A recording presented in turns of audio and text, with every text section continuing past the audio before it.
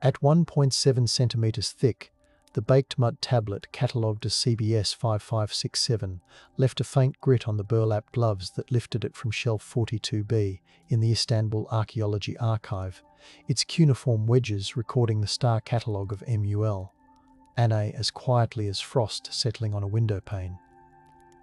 A 32x loop under amber lamplight measured the angles of Jupiter and Mars to the nearest third of a degree, echoing legends of Anunnaki watchers descending to tutor nightkeepers in celestial order.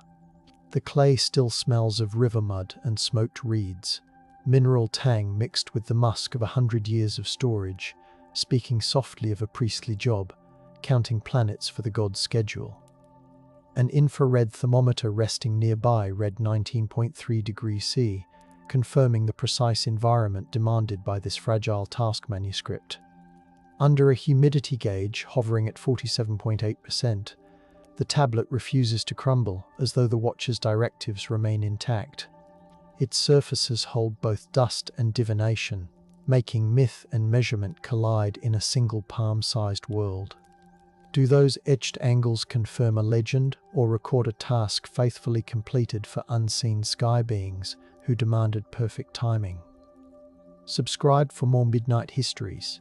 In the winter of 1927, under a blackout curtain that muted the mopeds outside Baghdad's Ottoman barracks, curator Selma al-Qudair warmed her hands above a brass brazier and leaned toward a rope-strung desk where a newly arrived fragment from Tel Hamal waited to be dusted.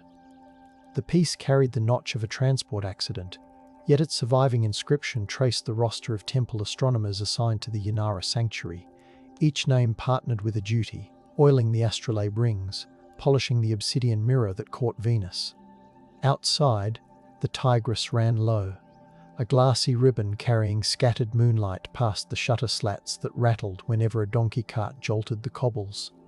Selma dabbed clove-scented wax across the surface so the raised signs glowed, then whispered the names aloud, letting the consonants vibrate like lullaby bells in the curtained dark. She pressed her ear to the clay, half pretending she could hear the scratch of a long-dead stylus. The fragment's edges rasped against cotton swabs, sending a fine powder of dust that tasted faintly of salt and ash across her tongue. She imagined each ancient watcher climbing the ziggurat stairs with copper bolts clinking, the air taut with incense and desert chill, their vigil promising safety to the sleeping city below. This intimate labour turned mythic overseers into exhausted colleagues bent over star charts, breathing patience into the midnight shift. 3 millennia earlier in Uruk Level 4, archaeologists traced the post-hole pattern of the earliest known reed-bound observatory, measuring its 4.3-metre radius with fibre tapes under the harsh glint of midday sun, the ground still damp from a dawn watering that kept dust from choking journals. Soil samples lifted with paintbrushes released the scent of damp clay and charred date pits, suggesting lamps burned throughout the night. The excavation team recorded how the circular floor bore scorch marks from continuous fire, hinting at a ritual where the Anunnaki's envoys, the Apkallu sages later called watchers, were invoked through flame, aligned star calculations. Nearby, a cache of lapis-inlaid beads lay tangled with goat hair, salt still crusting the fibres, perhaps offerings for maintaining cosmic balance. A reed flute fragment lay beside a stone weight, implying music softened the vigil, even as measurements demanded precision. These evidences reveal that the job of the temple astronomer tasted of smoke and copper, proving that mythic sky beings were woven into routine maintenance of calendar and flood warnings. Could a community survive the Euphrates moods without those sleepless custodians aligning celestial rhythms with levee gates? Further north at Tel Lelen, magnetometer sweeps mapped a rectilinear complex with a northern wall, 62 meters long, revealing a sealed chamber whose plaster still retained the faint sheen of gypsum under portable LED beams. Archaeologists noted a drop in temperature to 14 degrees Celsius within the chamber, cool air brushing sweat from their forearms as they lifted bricks with padded trowels. Inside, conservators uncovered clay figurines with wide eyes inlaid with mother of pearl, their palms pressed together over tablets scored with duty rosters for the Ilu Amam, the sky beings expected to audit human diligence every new moon. Residual pollen analysis identified juniper and sweet flag, suggesting scent trails meant to attract divine scrutiny, as scribes recited flood warnings recorded in precise Akkadian. A bronze bell fragment lay nearby, its tones still chiming faintly when brushed, as if the watcher's schedule vibrated in the metal memory. Farmers listening on the other side of the door heard low chanting and the drip of cooling plaster, believing their livelihoods balanced on that recitation. The sand remembers. Instruments hum in low patience, the hollow weights with moonlit dust held still. At Nippur's scribal quarter, stratigraphic trench 8 yielded a column of tablet debris fused by an ancient roof collapse, each layer separated by fine silt that smelled faintly of crushed reeds when moistened for lifting. Conservators spritzed distilled water from glass bottles, the droplets beading on clay like dew on thatch. Among the fragments lay instructions for the Masatu's duty, the night watch rotation linking temple rooftops via polished copper mirrors to relay signals from the ziggurat where the watchers were believed to alight. A surviving line dated to the reign of Shulgi enumerated payments. 2 measures of barley, 3 strips of dried lamb for maintaining the mirror's shine so the Anunnaki would see their reflection unclouded. Nearby, a broken mirror frame revealed finger grooves worn smooth by nightly polishing, tactile proof of persistent care. These details reveal the job's tangible stakes. Dull mirrors risked missing an omen, and the city feared unheralded storms. How differently would mythology read if it had preserved the smell of oil-smoked copper and the ache of lifting mirrors above the wind? On the banks of the Diyala, a newly cleaned cylinder seal in translucent chalcedony caught the dissecting lamp with oceanic shimmer, its engraving showing Kululu, a hybrid fishman messenger, presenting a braided cord to a seated figure crowned with horned headdress labelled as Dingir. En. Men. The collective of sky rulers. The conservator's gloves squeaked softly against the stone, and a faint coolness radiated from the seal, despite the room's warmth. The scene includes a human astronomer kneeling, stylus against wax board, capturing directives to adjust irrigation sluices by 3 finger breadths before the solstice. Residual pigment trapped in the engravings tasted metallic on the tongue, likely from crushed azurite, reinforcing that the ritual encompassed touch, taste, and the sonic click of stone against clay. A faint groove across the astronomer's sleeve suggests repeated use of the seal as an administrative stamp, stamping accountability into wet clay. In this miniature theatre, the watchers assign practical orders nested inside luminous ore, suggesting that their supposed divinity cloaked bureaucratic precision which kept canals from choking. Isn't reverence easier to maintain when survival depends on the same beings you name as stars? In the ruined courts of the Iker temple complex, archaeoseismologists traced hairline fractures across the altar threshold, measuring displacement of 4.6 centimeters produced by an earthquake catalogued in a tablet now housed in the British Museum. They ran fingertips along the fissures, feeling the grit loosen like sugar crystals. That quake, dated to 1830 BCE, corresponded with a ceremonial reinvention. Priests introduced bronze gongs tuned to a low C, resonating through limestone so the faithful heard vibrations even behind woven partitions. The instruments left verdigris stains on the floor, a green halo around each suspension peg. The liturgy invoked the watchers to steady the trembling earth, blending tremor data with sonic therapy. Lifting one corroded gong released a smell of copper and soot, reminding us that calming a populace required both sacred theatre and metallurgical labour. Instead of passive idols, the Anunnaki were recast as supervisors of vibration, guaranteeing stability. Might the quake's memory have faded without the bronze workers who recast acoustic reassurance into myth? During the reign of Hammurabi, the code's lesser-known appendices listed penalties for neglecting the Wangzan Masatu, the temple's sentinel scribes. Clay envelopes recovered from Sippar display impressions of rolled cords, evidence of tamper-proof archives storing nightly omen logs. When researchers unwrapped one under ultrasonic humidifiers, a fragrance of old bitumen and cedar oil escaped, the same supplies used to waterproof watch platforms. The tablet inside described meteoric streaks and required the supervising astronomer to kneel before a bronze basin, washing ink-stained fingers before updating the Anunnaki's schedule. Scribes noted the sound of rush pens tapping stone, comparing it to rain on rooftops to describe the ideal cadence. This ritual mattered, misreport a meteor, and irrigation taxes misalign, angering both humans and sky beings. The room's lamplight gilded fresh ink, casting a calm glow over the administrative urgency. Would we dismiss such myths if we sat in that hushed alcove, ink drying on skin? In the Mari archive, letter Arm 2858, written on a tablet barely larger than a palm, references the Apkallik dispatched from Aleppo to recalibrate the king's storm calendar after an unexpected lull in the thunder season. The tablet, once heated to 710 GC in a kiln, now rests under fiber optic lights that cast a serene silver sheen across its surface. The scribe described rainmakers drumming on stretched hides scented with frankincense, their cadence coordinating messengers stationed on parapets, communicating with mirrored flashes believed to echo the watcher's gaze. A colophon lists the weights of oil allocated to keep the hides supple, confirming the economic care behind the ceremony.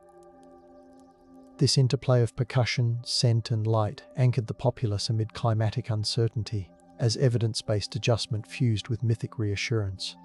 The tablet's edges carry tiny nicks, each a reminder of hands that hurried the message through corridors.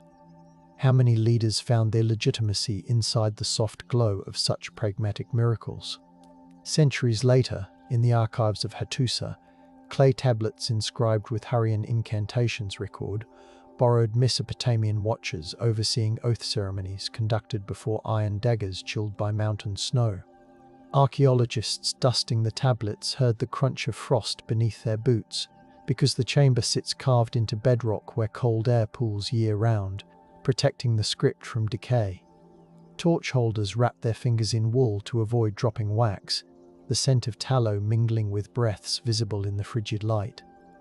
The ritual demanded flames flickering against polished basalt walls, casting winged shadows that must have seemed like sky beings descending to witness treaty promises. This ceremony conferred power by binding political alliances to the gaze of imported Anunnaki, implying that neglecting duties invited both divine and human reprisal. Silence held as each participant placed a palm on the dagger, feeling its bite. The snow exhales under stone vaults, torches sway, an unseen choir pauses with breath tasting of iron patience. By the time Greek mercenaries reached Babylon in the 5th century BCE, they recorded in papyrus journals how Chaldean astronomers climbed night stairs carrying bronze clepsydra humming with water, their sandals stickied by resin poured to deaden squeaks as moonlit courts hushed. The papyrus fibers still carry a faint sweetness of preserved honey used to glue them, revealing the tactile patience behind each account. These visitors noted that the sky guardians monitored eclipses with shadow sticks calibrated to finger segments, translating celestial timing into omens that dictated troop salaries, meanwhile charting the measured breath of the city. They fanned themselves with woven reeds as heat radiated from baked brick, instead keeping their eyes on the lunar rim while silence held around the temple bells. Greek curiosity reframed Anunnaki as planetary intelligences, though their awe lingered as they inhaled temple incense blending pine and myrrh. How else could foreign soldiers interpret the disciplined choreography of measurements, chants, and soft gongs except as proof that luminous beings tutored their hosts? In Persepolis archives, Achaemenid administrative tablets written in Elamite detail, the stipend assigned to Babylonian experts hired to staff royal observatories overlooking the Apadana, the stone floor cool beneath cloaked feet, even under midday glare. These experts carried astrolabes forged in bronze that perfumed the air with heated metal each time sunbeams struck polished edges, and their records included notes on humidity, warning that dry winds warped instrument cords. They described their services as translating the will of the watchers of the sky ladder into agricultural quotas. Persian administrators valued the ritual, because accurate star calendars determined when to release rations to satrapal granaries, anchoring imperial stability. Scribes added red ink to margins, highlighting critical days when labour should pause for offerings. Instead of superstition, the watchers became imperial auditors, whose silence implied satisfaction. Can we separate awe from governance when cosmic schedules determined who ate? In the caves near Qumran, the humid whisper of the Dead Sea clung to parchment fragments of the Book of the Watchers, their ink shimmering faintly under multispectral imaging that reveals copper-green traces hidden to naked eyes. Conservators spritz the air with deionized water to keep salt from crystallizing, the droplets settling like fine dew. The text retells Mesopotamian tales through apocalyptic urgency, describing sky beings teaching metallurgy, cosmetics, and weather divination before being bound beneath mountains. Scholars handling the parchment breathe through linen masks to avoid salt-laden air that could dissolve the collagen fibers, illustrating how fragile the transmission became. Even here, the narrative stresses occupational value. Forbidden knowledge about mixing pigments and forging blades, skills that empowered communities. Marginal notes warn against arrogance, as if the parchment itself still smoulders with caution. Would the desert wind still sing through these caves if those teachings had been forgotten entirely? In the Ethiopian highlands, the Kebra Nagast's lesser-known passages reference Ijil Nagastat, watchers of the sky vault, linking them to guardianship of the Ark replica, carried in night processions that rustle with silken umbrellas and drumbeats muffled by goat hide. Manuscripts on parchment dyed with berry juice record priests, dipping white-robed sleeves into incense burners heavy with frankincense, their nostrils stung by resinous smoke, as they chant about angelic beings guiding royal lineage. The call and response echoes against basalt walls damp with mist, then spills into fields where farmers listen for the signal to begin planting after Sirius rises. Here the Anunnaki motif softens into guardian angels, yet the ritual keeps practical cadence. Drums mark tempo for irrigation prayers. Children taste honeyed injera prepared for the vigil, associating sweetness with stellar timing. The valley exhales, bells murmur. A blue dusk settles with the taste of frankincense lingering against stone lips. In 9th century Baghdad, translators at the Beit al-Hikmah copied the astronomical treatise of Sindhind onto parchment that smelled of saffron and lamp smoke, cataloguing star positions inherited from Babylonian records. Al-Kindi's circle described the ancient watchers not as winged giants, but as perfected intellects whose teachings about eclipse cycles fortified agricultural prognostication. Apprentices rinsed reed pens in bowls of rosewater, the droplets catching lamplight before falling onto tile. By grinding lapis into ink, they visually tethered the script to night skies, creating a sensory bridge between data and devotion. The workrooms hummed with the scrape of pen over burnished paper, and mathematicians tested star tables with brass armillary spheres that reflected candlelight like captive comets. Marginal glosses linked particular stars to irrigation sluice operations, anchoring philosophy in canal management. This scholarship repurposed myth into orderly practice, yet the reverence lingers beneath each equation. Could the caliph's granaries have thrived without this calm stewardship of celestial rhythms? In 12th century Toledo, Gerard of Cremona leaned over Arabic manuscripts translated into Latin, the vellum warm beneath his fingertips from the nearby brazier that kept damp at bay. He annotated marginalia about custodes coelis, mapping them onto Christian angelology, yet preserving the procedural detail of nightly vigils, such as timing psalms to align with the pre-dawn heliacal rising of Jupiter. Candlemakers downstairs poured tallow, the sweet fat scent drifting upward while scribes mouthed vowels softly to keep rhythm. The scriptorium rang with muted hammering from metalworkers forging astrolabes in adjoining rooms, blending iron scent with the honeyed wax of taper candles.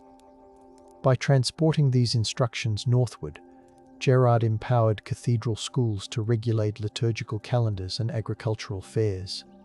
His quill paused whenever gusts rattled stained glass panes, reminding him how fragile translation could feel.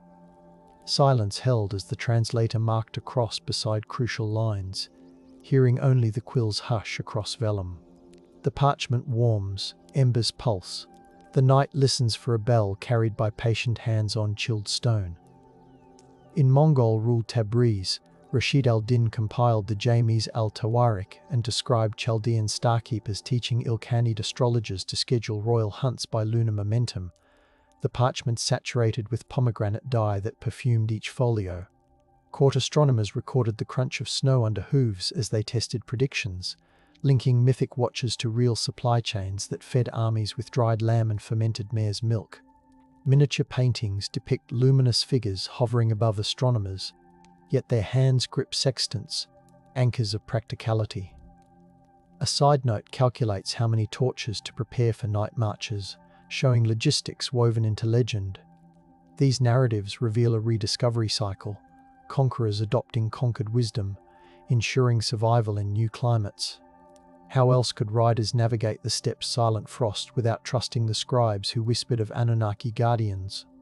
In Florence, Marsilio Ficino's translation of Hermetic texts cited superiores custodes guiding planetary harmony, echoing Babylonian lore preserved through Arabic commentaries.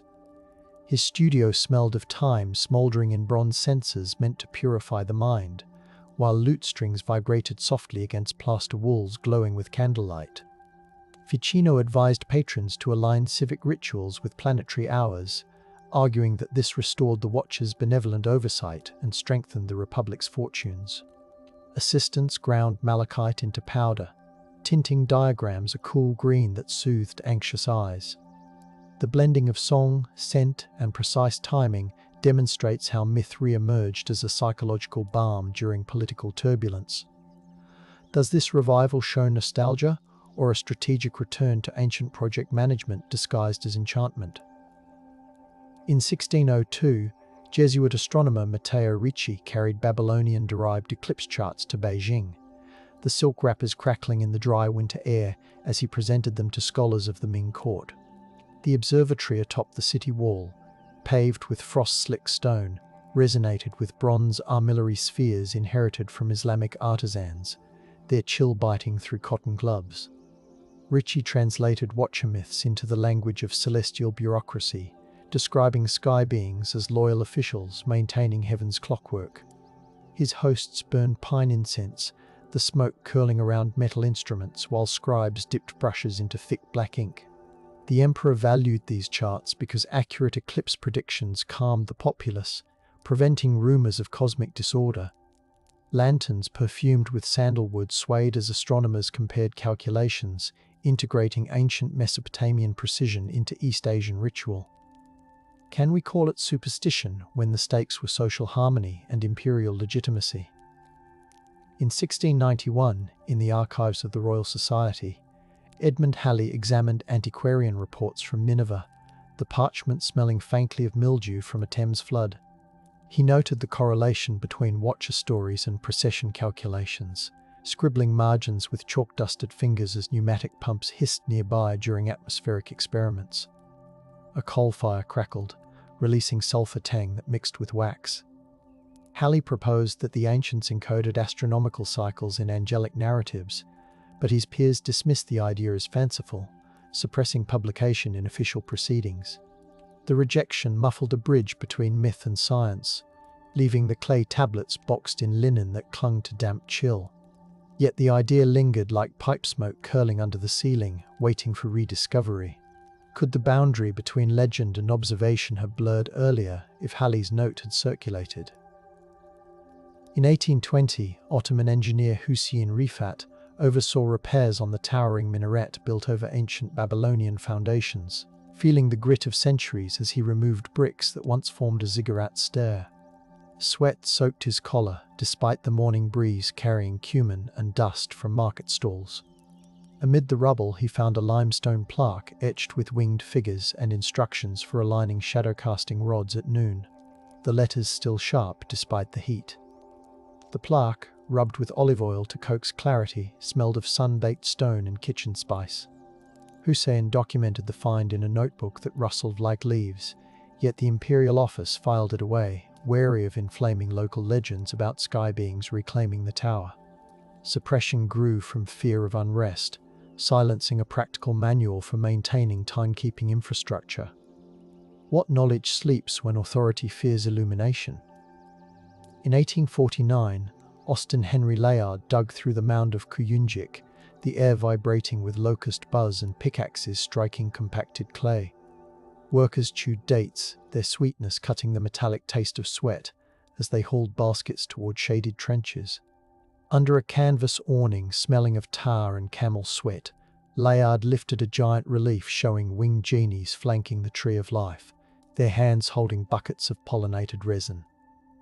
The carving's detail, the crisp folds of garments, the textured feathers, confirmed that these watchers presided over agricultural fertility, sprinkling sacred water across orchards. Layard's team sketched by lamplight, their charcoal smudging from sweaty palms, entranced by the tactile message that divine beings managed irrigation schedules.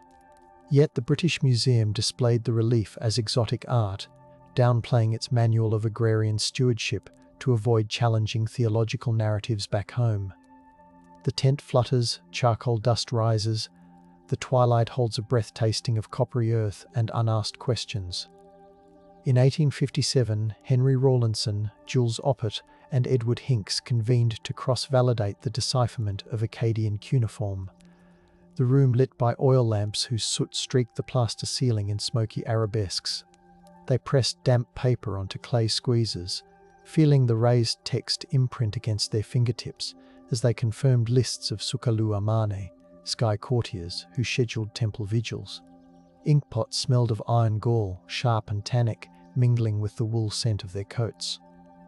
Their consensus transformed mythic names into job titles, proving the administrative backbone behind stories of the Watchers.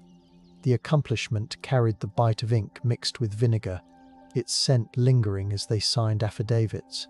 Still, church newspapers warned that such translations threatened doctrinal certainty, nudging the scholars to temper their claims. How many discoveries must whisper before the world is ready to listen without fear?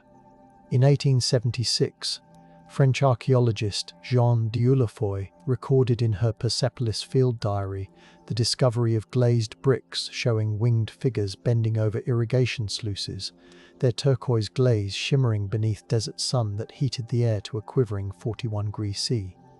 She rubbed chalk across the relief to highlight the grooves, the chalk dust catching in her throat along with the spice of nearby saffron stalls. Her assistant misted the bricks to keep them cool, droplets hissing on the sun-baked surface.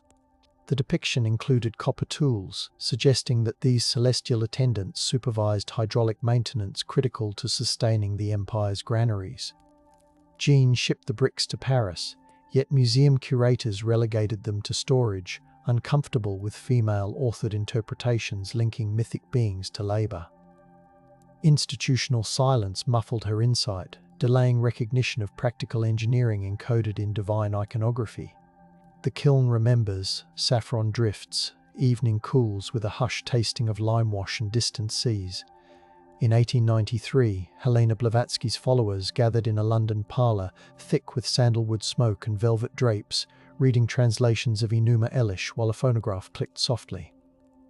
The wallpaper, flocked with crimson flourishes, trapped heat and perfume, making the room feel like a cocoon. They reimagined the Watchers as extraterrestrial mentors, overlaying the aroma of paraffin lamps with the metallic tang of newly electrified wires humming in the walls. Though speculative, their enthusiasm revived interest in Mesopotamian texts, funding new acquisitions for the British Museum and encouraging comparative studies. Participants passed around meteorite fragments kept in velvet boxes, letting the cool metal anchor their fantasies. Yet by draping science fiction over clay evidence, they blurred distinctions between documented ritual and desire. The tension between sensation and scholarship clung like warm dust to the parlour's tapestry. Are we still listening to the tablets when we paint them with our wishes?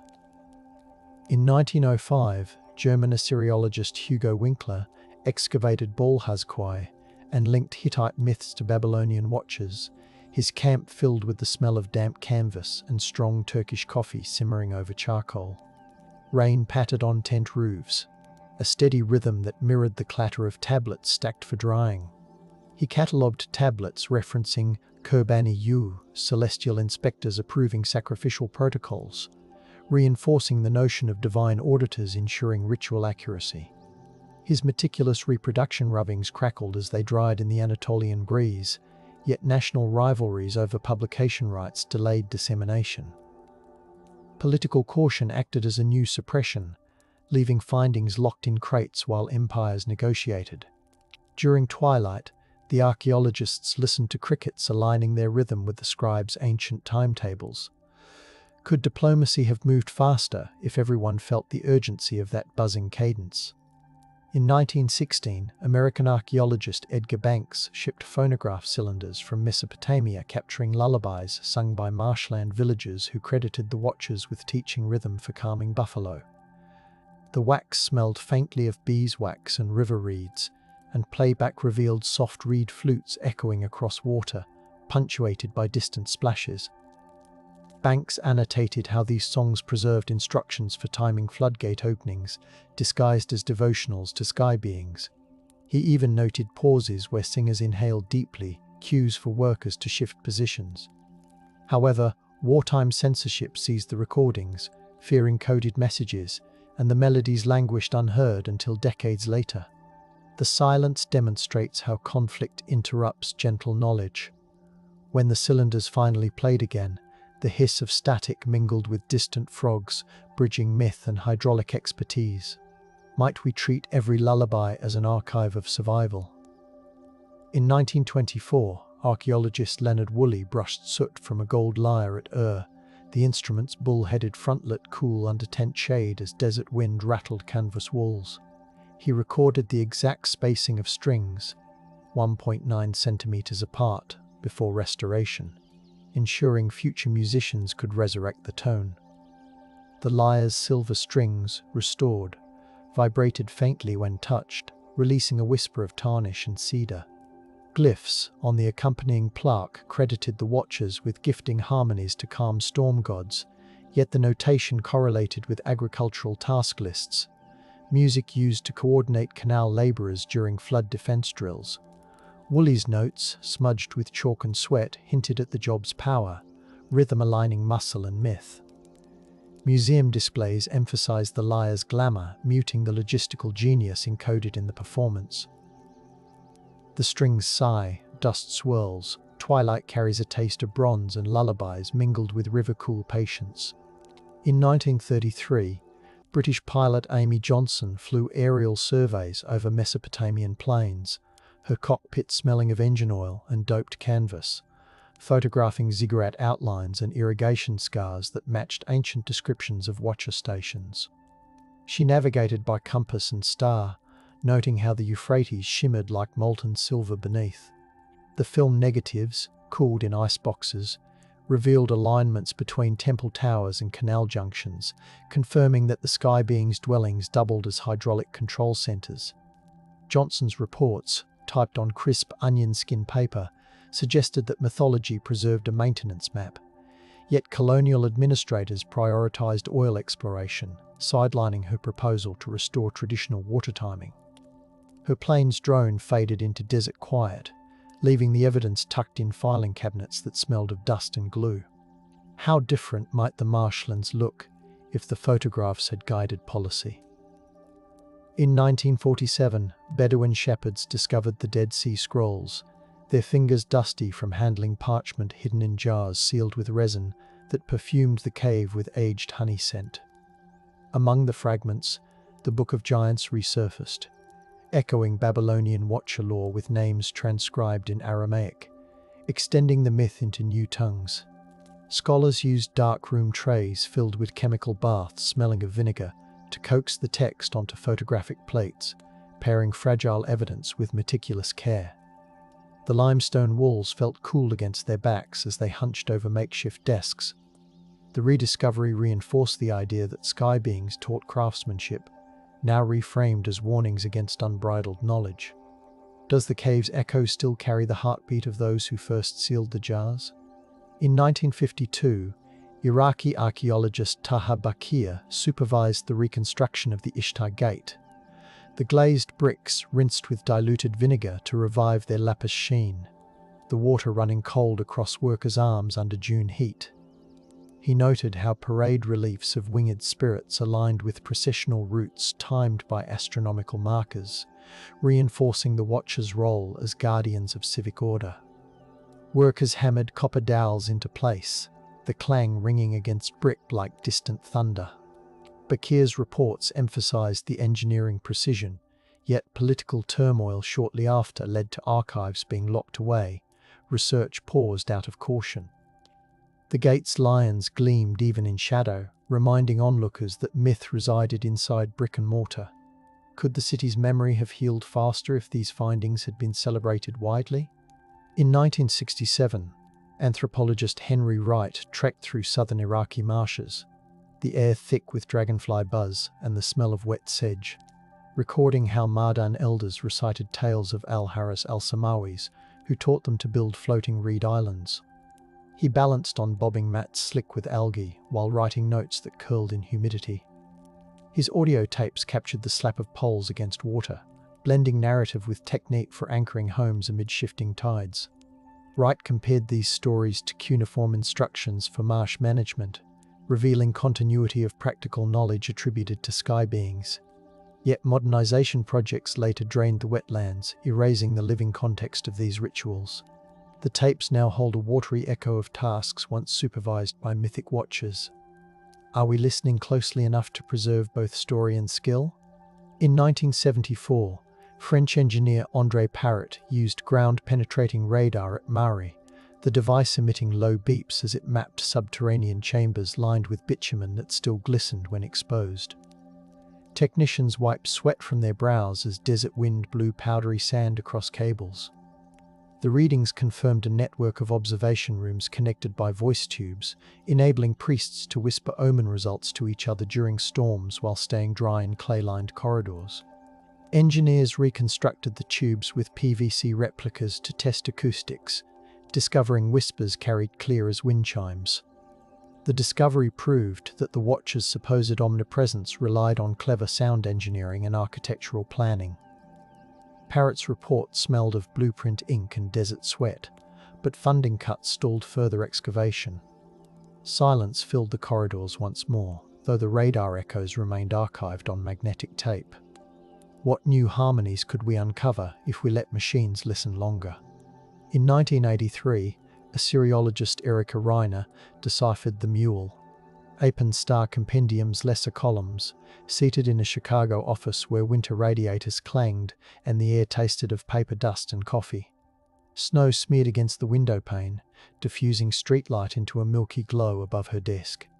She traced instructions for temple technicians to adjust gnomons using wet leather straps that contracted in cold, a tactile method to maintain accuracy when the watcher's schedule dictated court ceremonies.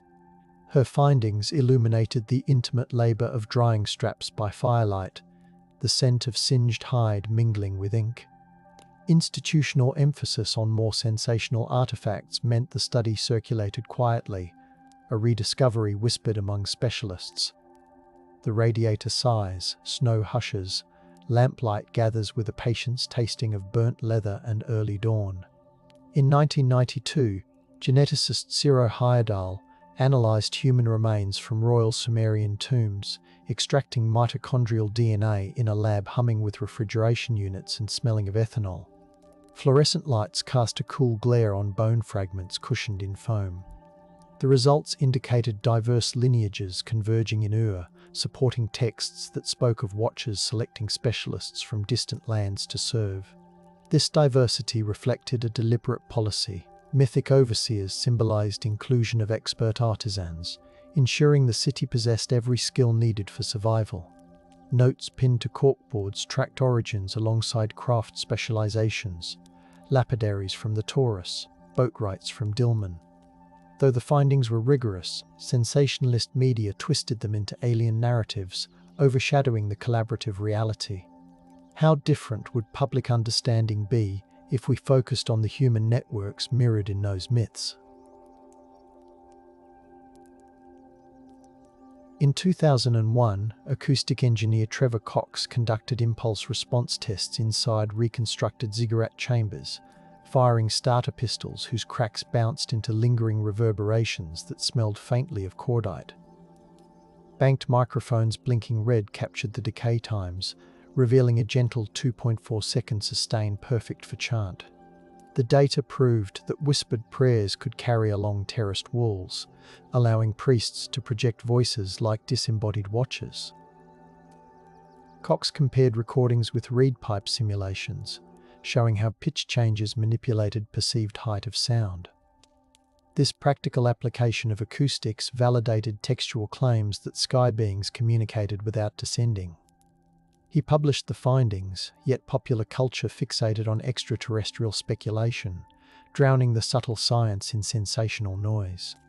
The stone still holds the resonance, waiting for attentive ears. Do we honor ancient engineers when we ignore their precise acoustic feats? In 2012, satellite imagery analyzed by archaeologist Elizabeth Stone revealed irrigation remnants matching star alignments recorded on tablet K8388, the digital screens casting pale blue light across her night office that smelled of ozone from overworked electronics. She toggled between infrared and visible spectra, watching canals glow like veins. The images showed gatehouses positioned to reflect solstice sunbeams, confirming that the watch's directives embedded astronomical logic into water management. Stone's team overlaid data with thermal readings, illustrating how stored water cooled urban heat at dusk, a tangible gift from mythic overseers. They brewed cardamom coffee to stay awake, its aroma grounding the digital vigil. Despite the clarity, funding lagged as climate policy debates overshadowed archaeological insight.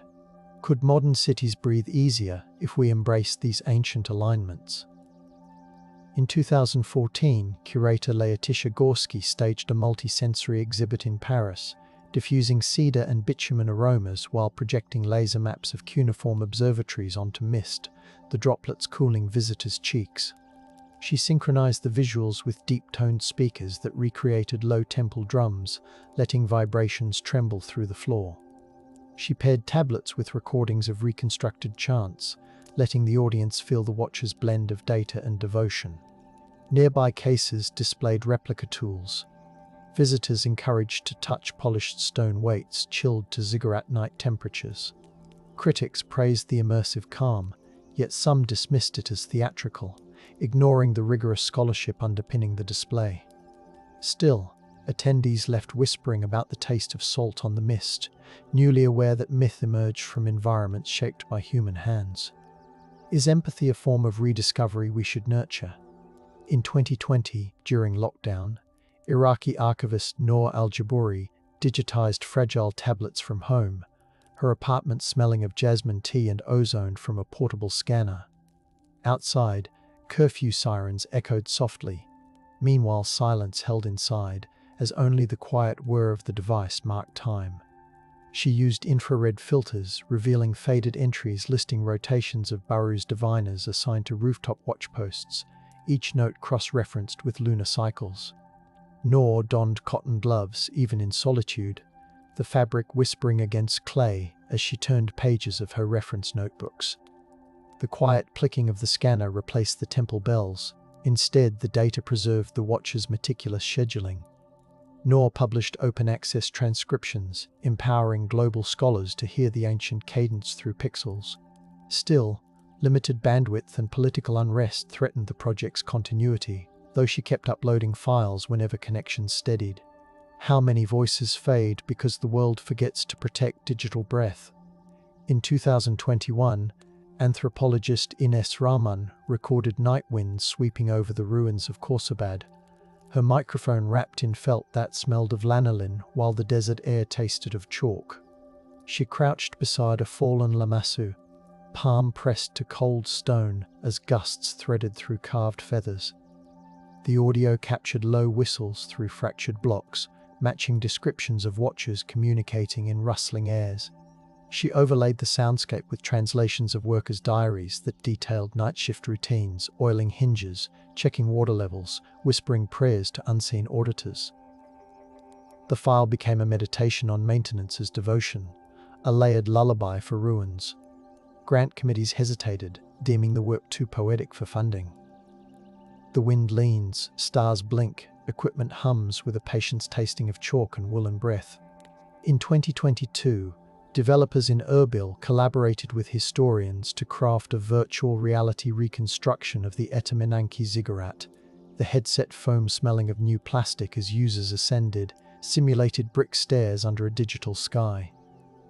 Haptic feedback mimicked the rough grit of fired clay beneath fingertips, and scripted sequences demonstrated how Watcher writes synchronized torch relays with astronomical data streamed from NASA archives. Programmers layered subtle vibrations into controllers so each chant pulsed through the palms, reminding participants of heartbeat tempo. The experience underscored the practical choreography. Every flame corresponded to a canal gate message. Every chant cued workforce shifts. Educators reported students emerging calm, imagining responsibility as sacred. Yet licensing disputes threatened the project's continuity, echoing older suppressions. Could a virtual pilgrimage remind us that stewardship is a timeless ritual? In 2023, climate scientist Rana Kassim consulted cuneiform flood records during a heatwave that made Basra's air taste of brine and diesel. Ceiling fans spun slowly above her workstation, stirring warm currents scented with paper. She correlated ancient seasonal adjustments with modern satellite rainfall patterns, discovering that Watcher-guided calendars reduced flood damage by staggering plantings. In a darkened lab lit by green monitor glow, she tapped keys while a dehumidifier hummed, integrating millennia-old data into resilience plans. She highlighted entries that mentioned offerings of barley bread to celebrate well-timed sluice openings, connecting ritual gratitude with practical success. Officials hesitated, wary of appearing to rely on myth, yet Rana framed the findings as community memory wrapped in story. Isn't respecting ancestral procedure another form of empirical wisdom? In 2024, an expedition to the Kurdish highlands deployed LiDAR drones, their rotors slicing crisp mountain air scented with wild thyme, to map a sanctuary carved into cliff faces. Engineers monitored screens in a tent where generator fumes mingled with coffee steam. The scans revealed niches containing bronze mirrors angled toward the north sky, matching texts about watchers descending on beams of starlight to inspect offerings of fermented barley. Researchers found residue analyses indicating the brew's cooling effect on fever, showing how ritual gifts served medical need. They recorded the hollow clang when wind brushed the mirrors, a ghostly chime echoing against limestone. Political tensions forced the team to encrypt their data, delaying publication to protect the site. How often does caution, born of reverence and fear, keep truths in limbo? In early 2025, marine archaeologists exploring the Persian Gulf's shallow basins used side-scan sonar, emitting soft clicks that echoed like whales under the hull, detecting drowned structures aligned with Orion's belt. Divers descended through water tasting of salt and engine lubricant, brushing silt from stone altars bearing inscriptions ordering watchers to oversee pearl harvest quotas. Bioluminescent plankton glowed around their gloves, turning the scene ethereal yet practical. The sky beings monitored economic lifelines. They collected oyster shells fused to altar edges, analyzing growth rings to reconstruct tidal patterns.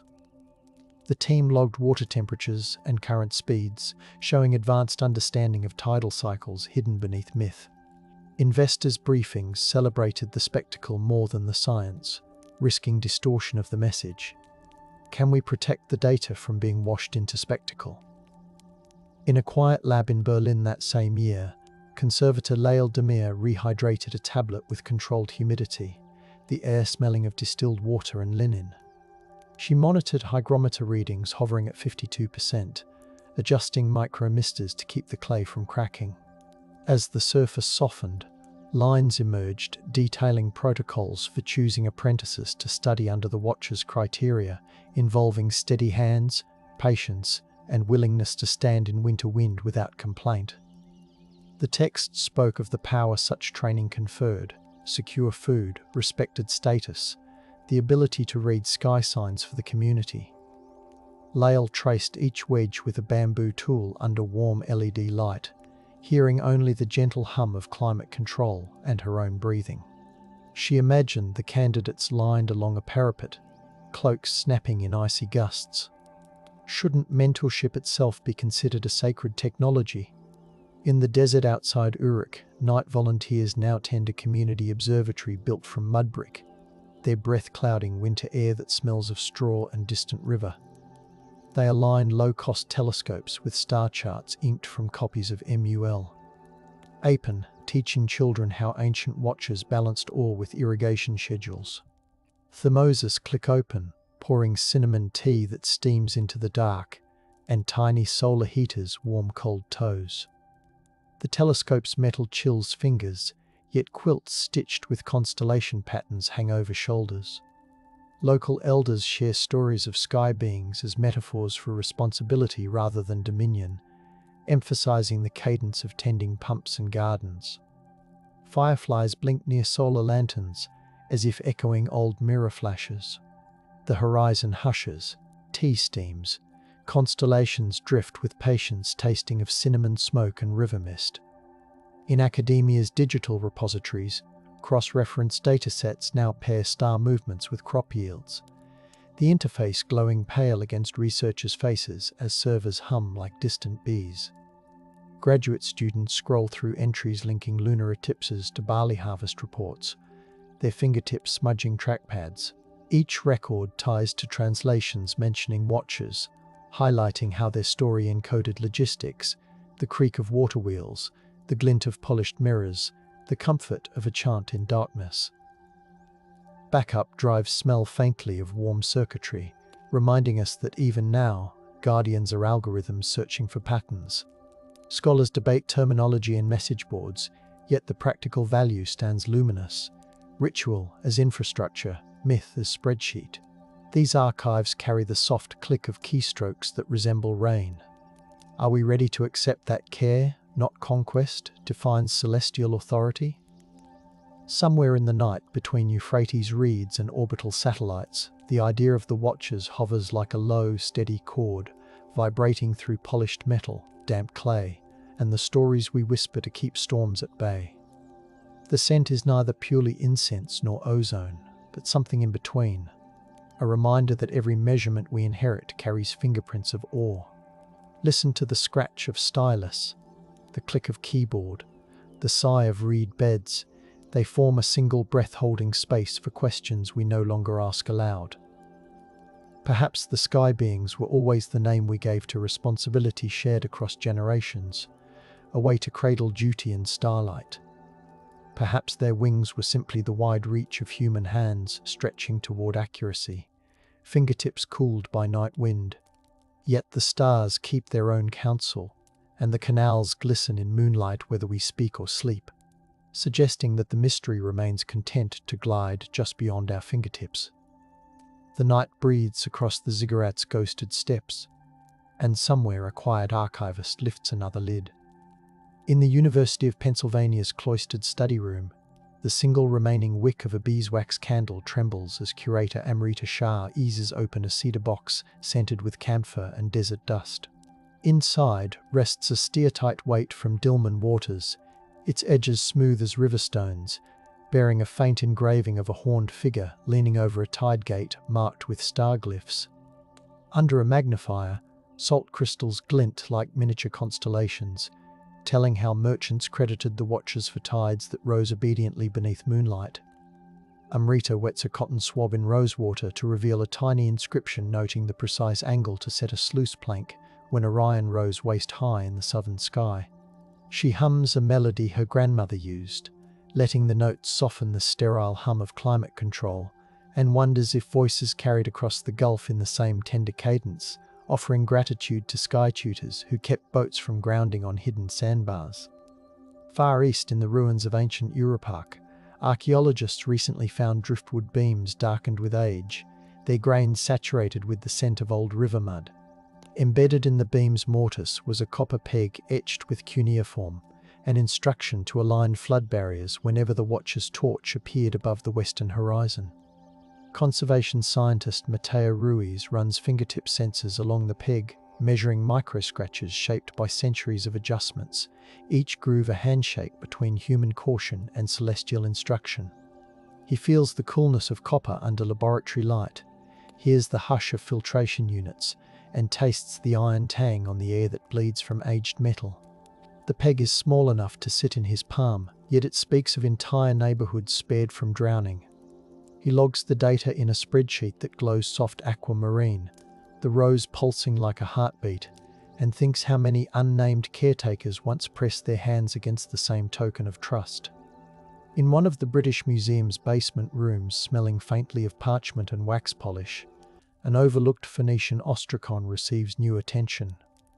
Linguist Layla Haddad tilts it beneath a fiber-optic thread that shivers like a line of starlight. The ink reveals traders dedicating a cedar shipment to the watchful guests of Anu, asking safe winds for a voyage toward Tyre. Layla traces the letters with the edge of a breath, not daring to touch, while notes of lemon oil from cleaning cloths drift in the air. She hears the far-off rumble of foot traffic overhead, yet remains inside the hush of ancient bureaucracy, where myths guided interregional contracts. The ostracon's chipped edges smell of chalk and sea spray, a fossilized fragment of dialogue between coastal merchants and the sky beings they believe tallied debts more accurately than any human scribe. On the Maltese island of Gozo, within the Gantesia temple whose limestone corridors remain cool even under the summer sun, researchers uncovered a terracotta plaque showing winged figures pouring water into terraced basins. Archaeobotanist Sophia Elul kneels in the half-light, the air scented with thyme and crushed shells beneath her knees as she brushes away powdery dust. A nearby sound recorder hums faintly, capturing the muted coo of rock doves echoing through the megalithic halls. The figures' halos are not celestial crowns, but arcs indicating measured angles.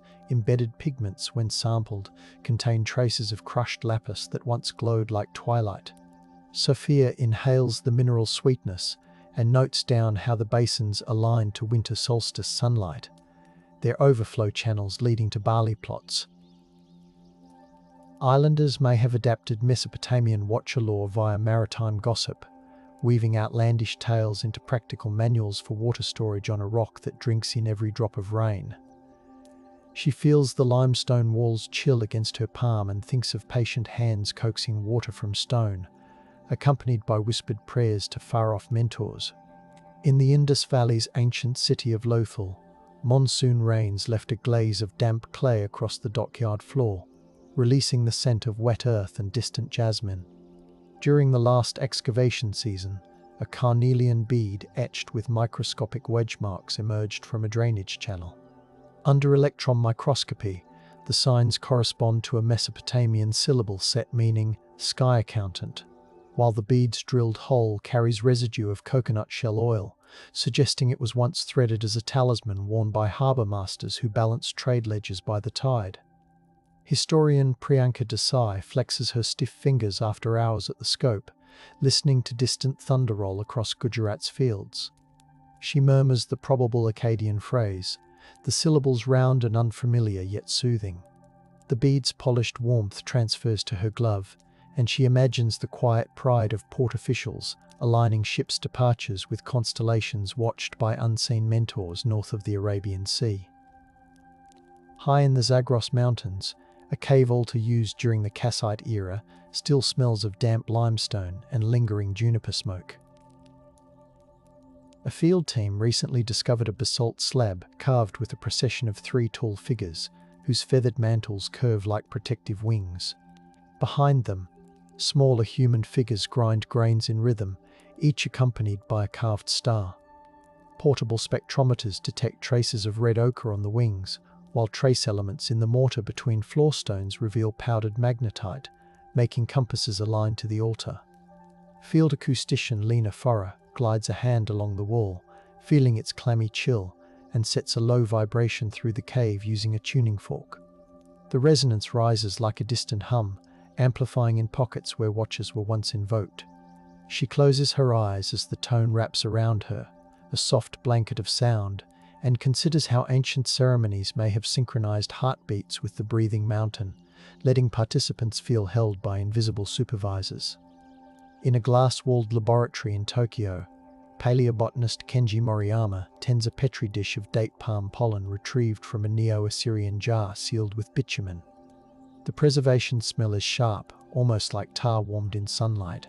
Under ultraviolet light, the pollen grains reveal microscopic inscriptions scratched onto their container's interior, instructions specifying when to scatter pollen based on the signal from the North Watchers.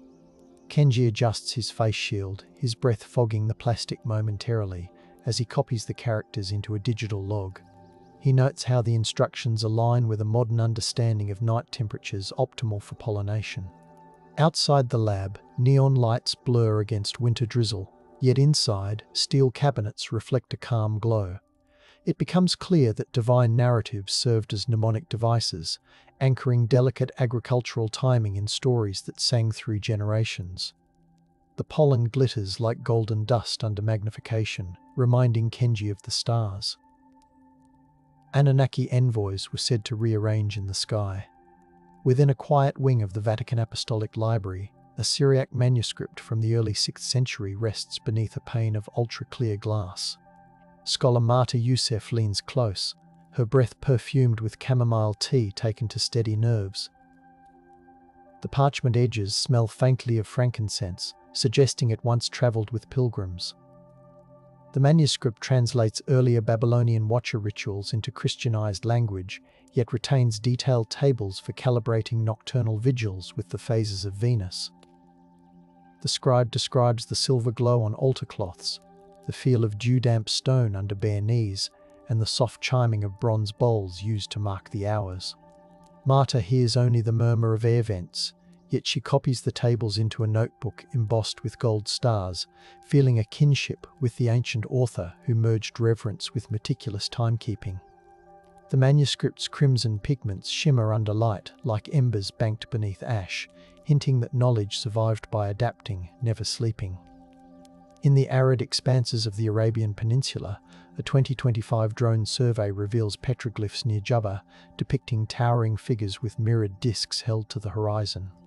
The drone's rotors stir sand that smells sun-baked and ancient, while the pilot monitors the feed in a trailer cooled to a crisp chill by humming generators. Among the carvings, a small inscription in early Aramaic mentions those who watch the skies seem, advising caravan chiefs on when to depart to avoid sandstorms. Geologist Mona Al-Sadiq lifts a 3D printed replicate disc, its surface polished to mimic the original's obsidian sheen, and feels how light bounces in slender beams. She sweeps the disc across the desert evening, watching glimmers dance, imagining signals flashing between distant watchposts. The desert breeze brushes her cheeks like soft wool, carrying dust that tastes faintly of salt. She records a voice memo, the words quiet as a lullaby, noting that myth bridged kilometers of dunes by letting humans pretend they were guided by beings perched beyond the sky's edge.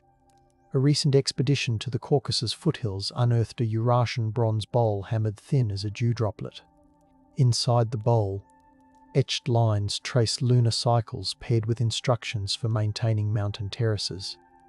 Conservator Galen Petrosyan whispers to the artifact as he cleans it, the Armenian lullaby vibrating in the sterile lab that smells of ethanol and laundered cotton.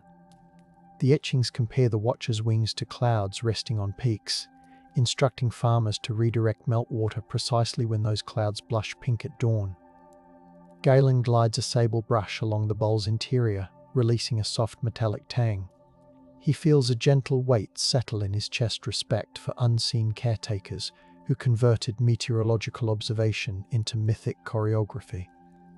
The bowl's rim hums when lightly struck, a note lingering in the lab's quiet as though the mountain still speaks through alloy. In the rainforests bordering the Mayan lowlands, a recent find is puzzling epigraphers, a small jade pendant carved with a hybrid of Mesopotamian winged iconography and Maya glyphs referencing visitors from the Eastern Sea who count stars. The pendant rests on a reed mat in a humidity-controlled display case that smells faintly of damp moss. Anthropologist Anna Ikshel adjusts her headphones, listening to recordings of Chekshi's elders recounting tales of luminous strangers who taught canal maintenance before departing on a serpent of light. The pendant's surface is cool, almost slick, like water-polished stone. Anna imagines a transoceanic exchange of ideas, perhaps through wandering traders or shipwreck survivors, where the watchers became new story keepers in a jungle saturated with cheering insects and lime-scented rain. She writes notes in flowing script, each letter a thread connecting continents, knowing the truth may be layered with legend, but still rooted in shared human need for guidance beneath unpredictable skies. In a subterranean vault beneath Istanbul's Topkapı Palace, a tower of scrolls tied with faded ribbons emits a faint aroma of sandalwood and old silk. Ottoman court records reveal a secretive guild called the Night Illuminators, whose members carried copper lanterns and polished mirrors to track planetary conjunctions. Historian Osman Erdem unwraps a scroll that crackles softly, revealing a depiction of winged figures instructing guild members to time the closing of the Bosphorus lamps so fishermen could navigate tides. The ink has oxidized into a gentle bronze hue. Osman runs his fingers above the script, not touching, feeling a phantom warmth rising from the parchment. He imagines the ripple of lamplight on the strait, the whisper of oars, the oil smell of lanterns, and the quiet comfort of believing the watchers hovered just beyond sight, ensuring safe harbor. Thousands of kilometers away, in the Andes' high-altitude air, a newly catalogued Incan quipu uses dyed cords to encode a schedule for lunar observances aligned with irrigation. Quipu expert Mariela Castillo sits in a Cusco lab perfumed by coca tea and wool blankets drying near a heater. Each knot carries a faint scent of alpaca fiber and smoked chili. When she translates the quipu's pattern, she finds references to sky guardians beloved of the Eastern storytellers, likely knowledge carried by traders along the Amazonian corridor, where Mesopotamian sailors may have drifted in early contacts. The cords guide terrace keepers to channel meltwater during full moons, relying on watchers whose wings are now woven from cloud and myth. Mariella glides the cords across her palm, the fibers whispering against her skin, and records the pattern into a database that hums with quiet confidence. In a modern desalination plant near Kuwait City, engineer Laith Mansour consults a digital replica of a Babylonian tablet while calibrating intake valves that smell of brine and lubricating oil. The replica, projected onto a fogged glass panel, shows instructions for balancing tidal influx signed by a scribe serving the watchers. Laith runs his gloved hand through cool mist, feeling droplets bead on synthetic fabric, and smiles softly as he adjusts a control wheel. The old ratios line up with his sensor's readouts, bridging thousands of years through shared mathematics. He keeps the replica open, letting its cuneiform glow cobalt in the dim control room, a talisman for nights when the hum of turbines becomes a lullaby. He wonders if the watchers would recognize their methods living inside desalination algorithms, and the thought steadies him like a hand on his shoulder. On the floor of a museum in Mexico City, an interactive display gently exhales cool air smelling of eucalyptus, while showing children how Mesopotamian star maps compare with Aztec tonalamatal calendars. Educator Lucia Reyes guides them with a soft voice, describing watchers as librarians of the sky who once stood atop step pyramids far away. She plays a recording of a reconstructed Mesopotamian frame drum, its low pulse resonating through the hall, blending with whispering visitors. The children's eyes reflect the blue glow of projected constellations, their small fingers tracing lines between stars, discovering that myths cross oceans on vessels of curiosity. Lucia watches a girl close her eyes, sway gently to the beat, and she sees the ancient story settling softly into a new heart. In a granite-walled chamber beneath Nubian sands, archaeologists uncovered a scarab-sealed jar containing dried lotus petals. The petals, still fragrant with a faint sweet aroma, surrounded a papyrus scroll offering thanks to the watchers for teaching the rhythm of annual Nile pulses. Egyptologist Abdu El Sayed carefully rehydrates the papyrus with steam that curls like mist, revealing hieratic script describing ceremonies where priests chant along terrace walls to coordinate sluice gates. The text mentions the coolness of water splashing ankles, the sound of frogs joining the chorus, and the silvery light of Sothis rising, a familiar star to Mesopotamian observers. Abdu copies the lines, hearing only his own breathing and the distant hum of desert wind filtered through the excavation tent. He imagines farmers smiling softly as water obeyed their pleas, the aroma of freshly wet soil lifting into the night like gratitude.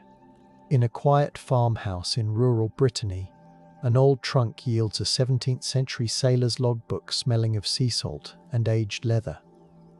The sailor describes docking in Aleppo and receiving a charm depicting a winged being holding a net. The charm, he writes in neat French script, was said to represent les veilleurs du ciel, guardians who taught fishermen to read moon-silvered ripples. Historian Claudine Marchand turns the charm over in her palm. It is cool, with tiny grooves that catch the lamplight. Outside, rain taps softly on slate roof tiles, and the hearth crackles. She can almost taste the salted cod simmering in the adjacent kitchen, mingling with smoke. The charm's story may seem fanciful, yet the sailor noted lunar phases alongside his catch. Claudine copies the data into a new spreadsheet, linking Breton fishing practices to whispers from the Euphrates. Somewhere in the Sierra Nevadas foothills, archivist Henry Wallace catalogues letters from gold rush miners who adopted watcher nights to plan irrigation for hillside farms. The letters smell of pipe smoke and river mud, stored in a cedar chest. They recount how a visiting scholar from San Francisco read out translations of tablets, inspiring miners to watch the stars for irrigation cues. Henry smooths the letter dated 1854, the ink faded to soft brown. The writer describes the cool breeze off the river, the taste of pine sap on calloused fingers, and the comfort of believing Anunnaki eyes gleamed above the rugged canyon. The letters map water releases to star risings, showing myth wedded to survival in a new frontier. Henry leans back, listens to the whisper of his own breath in the archival room, and smiles at the continuity. Within a futuristic greenhouse in Doha, botanist Reem Khoury cultivates salt-tolerant barley using irrigation algorithms modelled on Sumerian canal logs. The greenhouse air is humid and warm, tinged with the aroma of wet earth and citrusy fertilizers. LED grow lights cast a magenta glow, turning the barley leaves into shimmering blades. Reem runs her hands through the crop, feeling cool moisture against her skin, then checks a wall-mounted display showing the phases of the moon alongside pump schedules labelled Watcher Mode. She built the interface to honour the ancient supervisors, letting the term whisper through modern code. Outside, desert night wraps the city in stillness, yet inside, the barley sways gently to the hum of circulation fans. She sips mint tea, inhales its sharp sweetness, and thinks of the long chain of guardians who kept bread on tables by listening to stars. In a candlelit room in Fez, Morocco, calligrapher Nabil Idrissi copies a medieval astrolabe treatise onto parchment scented with almond oil. The treatise references Anu's luminous envoys guiding Andalusian astronomers during drought years. Nabil's reed pen glides, the ink releasing a faint metallic note. Through the open window, night jasmine perfumes the air, and distant drums from a wedding celebration pulse softly. The script curves like flowing water, each line a meditation. He pauses to sprinkle gold dust across a diagram, watching it glitter as if starlight settled into ink.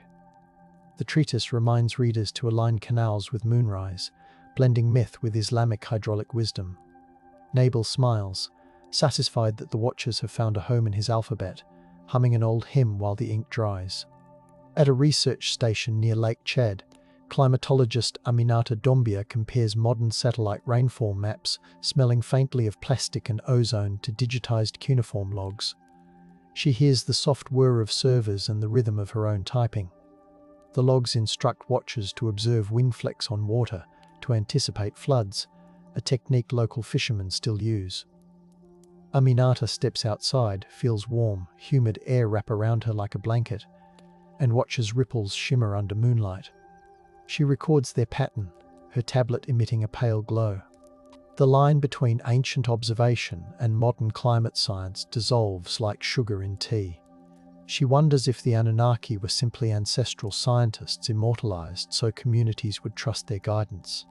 Inside, the data grid pulses green, each square a note in a soothing, endless lullaby of preparedness. In the Museum of the Future in Dubai, a serene gallery diffuses oud and sandalwood, while holographic watches stride among viewers, gently narrating irrigation schedules and astronomical trivia. The floor vibrates subtly, simulating the rumble of ancient drums. Visitors recline on cushioned platforms and feel cool air drift down like night wind across the Euphrates. The holograms explain how polished gypsum mirrors once flashed signals between towers. Teenagers lift their wrists to feel a faint buzz when imaginary beams pass through their palms. Curator Amina Rashid watches from the control booth, adjusting audio levels so whispers remain gentle. She hopes the experience rekindles respect for caretaking as a sacred vocation amid skyscrapers of glass and steel. Outside, traffic murmurs like a distant sea, yet inside the gallery, time slows to a tender hush. On a research vessel gliding through the Coral Sea, marine biologist Peter Lange studies coral growth rings while listening to digitized Anunnaki hymns piped softly through deck speakers. The salty breeze cools his cheeks, the scent of sunscreen and wet rope lingers. The hymns, reconstructed from tablets, describe watchers counting the breaths of the ocean.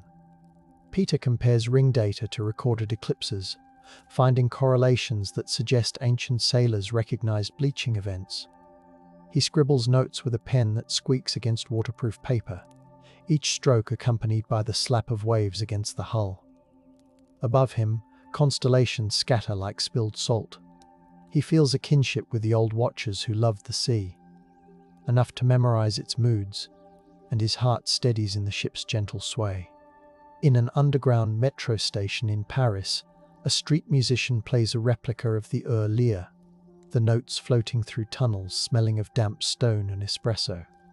Commuters slow, lulled by the instrument's warm resonance. Nearby, an art installation projects translations of watch duties onto mosaic tiles, telling passers-by how ancient sky wardens guided canal floodgates. A child clutches her mother's hand, eyes wide as she reads about bronze mirrors and moonlit rooftops. The mother inhales the smell of freshly baked bread wafting from a kiosk, and for a moment, the rush of modern life softens. The music carries hints of cedar and copper, conjuring images of star-crowned mentors whispering from the mezzanine. The station becomes a capsule of time. The watchers schedule overlaying train timetables, both orchestrating movement in a city that never sleeps. A hushed community centre in Reykjavik hosts an overnight solstice vigil, where participants map aurora patterns against Babylonian star charts. The air tastes of cinnamon buns and coffee, woolen blankets trap warmth. Outside, snow muffles the world until footsteps crunch like whispers. Inside, the charts gleam under LED lamps. Organizer Lilja Hrafnsdottir invites attendees to note when green curtains ripple across the sky and compare them to ancient omen lists stored on tablets now digitized. They log each shimmer into a shared spreadsheet, the soft tapping of keys harmonizing with gentle throat singing. The watcher's mythology, transplanted into polar light, becomes a lens for modern aurora science. Lilja feels the cold seeping through the windows, yet the community's gathered breath keeps her serene. On a hillside near Petra, Jordan, archaeologists recently exposed Nabatean cistern engravings crediting sky guests of Babylon for teaching them to harvest flash floods. The cistern's interior smells of cool stone and lingering dampness. Archaeologist Farah Kabani lowers a sensor, the cable whispering against carved stairs. The engravings depict winged beings pouring water from jars, while scribes tally on ostrich eggshell tablets. Farah's fingers brush a leftover grain of sand still adhering to the wall, its texture sharp. She notes how the channels align with star positions that signal rainy seasons. The desert evening wraps her in gentle chill as she climbs out, the sky bruised purple, and she whispers thanks to distant teachers who turned storms into allies. In a high-rise apartment in Seoul, Digital historian Min Jun Kim runs a neural network that maps parallels between K-drama plot arcs about guardian spirits and ancient narratives of the Watchers. His room smells of fresh ink from a nearby printer and the subtle citrus of a diffuser. The screen bathes his face in bluish glow. The model highlights how characters who oversee cities from rooftops echo. Anunnaki imagery preserved through Silk Road tales. Min Jun, sipping barley tea, records each data point while ambient music brushes the quiet like a feather. He isn't seeking proof of literal gods, he's tracing the endurance of a comforting idea, someone awake in the night, ensuring things do not fall apart. At a campus in Lagos, architecture students design flood-resilient housing guided by cuneiform flood warnings.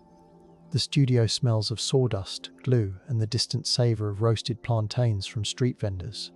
Professor Ifeoma Okafor projects tablet translations onto a whiteboard, the glyphs shimmering. She explains how Watchers coordinated multi-tier levees using reed whistles and mirror flashes.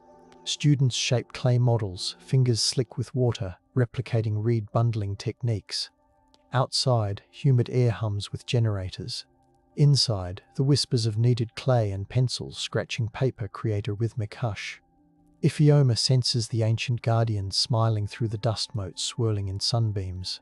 In a modest house in Lima, textile artist Renata Paredes embroiders a tapestry depicting winged watchers hovering above canals lined with reed baskets. The cloth smells of alpaca wool and lavender sachets. She threads metallic gold through indigo fields, the needle sliding with a soft hiss. Each stitch outlines a star over a sluice gate, echoing instructions gleaned from digitized tablets. A cat dozes nearby, its fur warm against her ankle.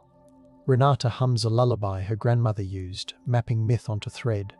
The tapestry will hang in a public library, a quiet reminder that irrigation patterns can be as beautiful as constellations. The fabric drapes across her lap like a gentle tide. In the Australian outback, an Anangu elder named Carla sits beside a fire scented with eucalyptus smoke, telling researchers how ancestral beings taught stargazing techniques to gauge creek flows. She recalls a story of visitors from the West who carried mirrors. Anthropologist Max Jensen listens, recording the tale beneath a sky so clear the Milky Way looks like spilled milk. The fire crackles, spraying ember sparks that rise like escaping stars. Max shares interpretations of Anunnaki myths, and Carla nods slowly, weaving her words with his. The night expands, filled with insect chirps, and the Watchers become part of a shared tapestry of caretaking, stretching from Mesopotamia to Dreamtime. In a solar-powered archive in Nairobi, librarian Wanjiru Kamau curates a digital exhibition titled Guardians of the Night, Data from Distant Past. The room smells of clean plastic and tea masala. She scans a 19th century Swahili poem referencing winged beings who taught sailors to read star compass points.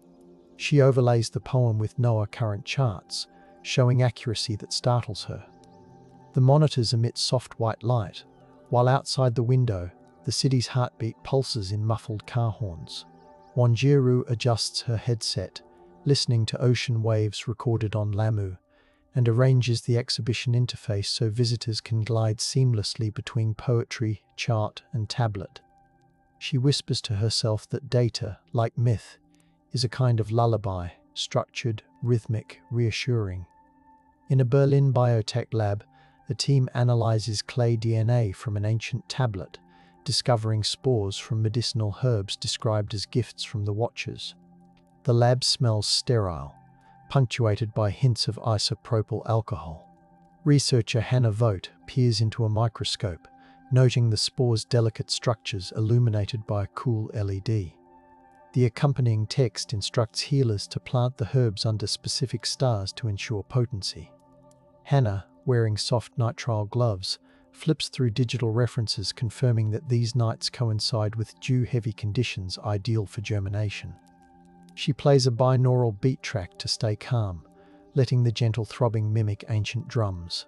The threads connecting myth and microbiology weave quietly, resilient under scrutiny. In the Appalachian Mountains, folklorist Jonah Banks sits in a porch rocker that creaks like a contented sigh. Fireflies wink in humid air scented with honeysuckle. He interviews an elder who recounts how her ancestors, Scotch-Irish settlers, adopted tales of watcher angels from travelling peddlers carrying Mesopotamian storybooks. They used the tales to set times for burning brush to protect crops. Jonah records the story on a vintage tape deck that whirs softly. The elder's voice, gentle as creek water over stones, describes night fires reflecting in polished tin plates to signal neighbours. Jonah notes the parallels to mirror flashes on that distant plain and feels the watcher's presence slip into the mountains, soft as mist. In a Seattle tech startup, a team of programmers designs an AI named Mass.Sirah. Sirah.tu, coded to monitor infrastructure sensors. Their office smells of coffee, solder, and fresh paint. Lead engineer Alana Patel sets the AI's interface to display a gentle star field, nodding to the ancient watchers. Mass.Sar. W cross-references rainfall data with reservoir gates, alerting human supervisors when adjustments are needed. The interface emits a soft chime reminiscent of distant bells. Alana leans back in her chair, hears the hum of servers, and smiles at the continuity between clay tablets and predictive algorithms. They are all the same promise: someone stays awake so others may sleep. On the slopes of Mount Nemrut at dawn, tourists wrap themselves in blankets against the chill that smells of cold stone and time.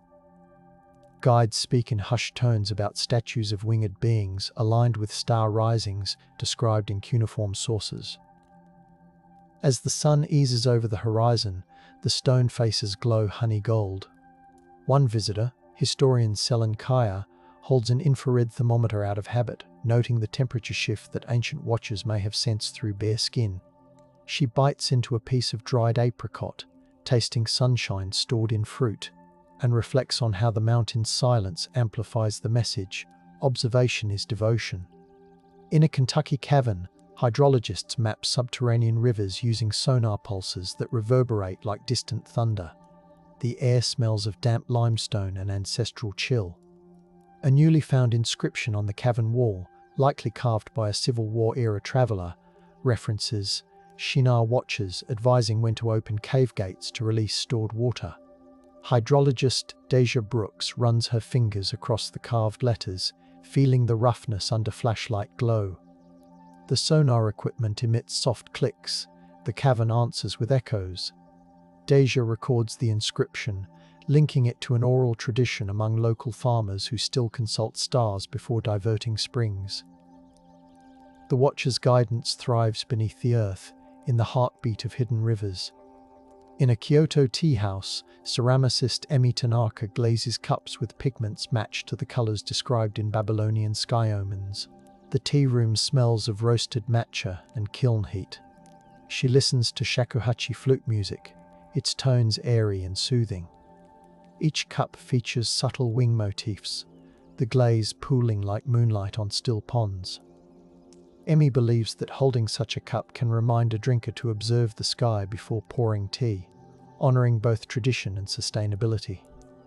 As steam rises from a freshly brewed bowl, it mingles with the scent of clay, and she envisions watchers nodding approval from soft clouds. In a Johannesburg planetarium, an evening show titled Star Keepers of Mesopotamia projects constellations onto a dome scented lightly with vanilla to calm visitors. Narrator Saifo Delamini speaks in a low, resonant voice, guiding attendees through stories of winged watchers advising on seasonal migrations. The audience reclines in padded chairs. Faint vibrations mimic a heartbeat. Saifo's words melt into the ambient hum, encouraging listeners to breathe slowly. Outside, the city's lights twinkle. Inside, a child reaches up, fingers splayed, as if to catch a falling star. For an hour, the watchers keep vigil in a hemisphere of gentle darkness. On the shores of Lake Baikal, a Russian researcher named Galina Orlova studies wooden prayer plaques left by Buryat fishermen. The plaques smell of pine sap and incense. One plaque depicts a winged being offering a mirror to a fisherman, with annotations referencing star alignments taught by travelers from the west. Galena dips a quill into ink, transcribing the notes while the lake's breeze brushes her cheek with icy fingers. Waves lap softly, a constant hush. She feels the watcher's story settling into the water's memory, carried on ripples and reflected in night skies as ancient as time. At a rooftop garden in New York City, urban farmers adjust hydroponic flows based on lunar data shared in an online forum called Anunnaki Commons. The garden smells of basil, damp soil, and city rain. Organizer Miguel Torres logs water pH under string lights that glow warm gold. He plays a playlist of reconstructed Mesopotamian lullabies, letting the notes wrap around seedlings. The group maintains polished steel panels to reflect moonlight onto sensors, a nod to ancient mirror signaling. Ambulance sirens murmuring below blend with soft conversation. The Watcher's myth becomes a practical communal ritual, linking skyscraper dwellers to river plains in the hush of twilight. At a remote Arctic research station, light snow squeaks under boots. Paleolithic artifacts indicate migratory communities sang to winged north guides when aligning sled trails by stars. Anthropologist Erica Smith listens to Inuit elders describe similar songs. The station smells of diesel heaters and dried fish. Erica holds a reconstructed antler batten etched with tiny star maps, its surface cold and smooth. The elders' voices roll like gentle surf, recounting how light dances across ice when watchers approve. Erica presses record on her device, capturing the cadence for future study. Outside, aurora flickers, and she senses a gentle presence in the shimmering sky. In a Manila art studio, multimedia artist Jora Cruz edits a video montage of global watcher traditions projected onto a mist curtain. The room smells of acrylic paint and rain-damp concrete. She overlays a soft, heartbeat-like pulse composed from ancient drum rhythms. The projection shows farmers, coders, canal diggers, all in quiet communion with stars. Viewers walk through the mist, feeling cool droplets kiss their skin. Jora's cat curls on a windowsill, purring. She titles the piece, Stewards of the Upper Chamber, sending it to a virtual exhibit. The watcher's story becomes a collective lullaby, whispered across pixels. In a Moscow observatory, astrophysicist Pavel Lebedev compares gravitational wave charts to cuneiform predictions of celestial tremors. The observatory smells of old books and cold metal. He sips black tea, its warmth spreading through his chest, and marks correlations where ancient watchers recorded stars singing. The data points line up with surprising accuracy. Pavel smiles softly, the glow of monitors reflecting in his glasses.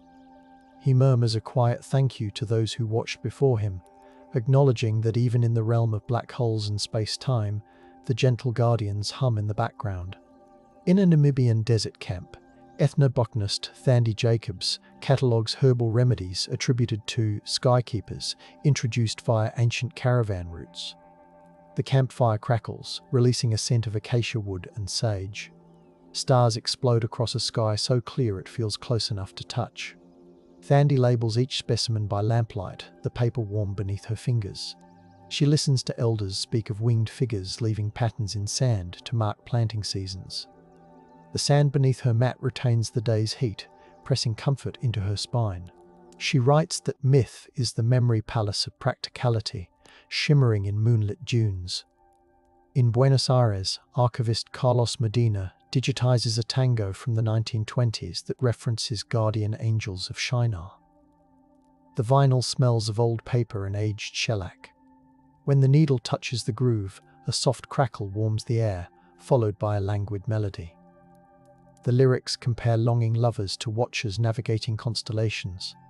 Carlos adjusts his headphones, eyes closed, letting the rhythm cradle him. He tags the track with keywords linking it to Mesopotamian lore, ensuring future listeners can trace the lineage. Outside, rain taps against windows, a percussive lull.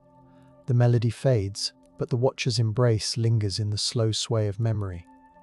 In Jerusalem's Old City, a hidden courtyard garden smells of jasmine and damp stone. Scholar Yael Ben-Ami uncovers a Crusader-era note tucked in the mortar of a cistern wool, thanking the Watchers from Babel for teaching how to direct runoff. The parchment crinkles under her gentle touch. Candlelight casts soft shadows across the courtyard, flickering like wings. She copies the note, feeling gratitude ripple through centuries, and imagines knights in chainmail listening to artisans from far lands explaining water flow by starlight. The cistern's water shimmers in torch glow, reflecting the watchful gaze of a sky full of patient stars. In a quiet hospice room in Melbourne, caregiver Arya Singh reads excerpts from ancient Watcher hymns to a patient who once studied Mesopotamian history. The room smells of lavender lotion and clean linens. The patient's breathing slows as Arya describes moonlit terraces and mirrored light.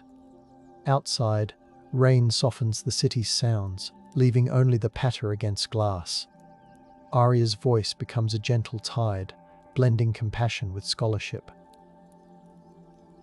The myth comforts like a warm blanket, reminding both listener and reader that someone, somewhere, has always promised to stay awake through the night. In the silence between heartbeats, the Watchers remain, etched into clay, coded into spreadsheets, humming through fibre optics and reed flutes alike. Their story spreads across continents, carried by the scent of incense and rain, by the taste of brine and honeyed bread, by the tender brush of night wind on patient faces. They teach that guardianship is a chain of hands, each palm passing the weight of responsibility with care.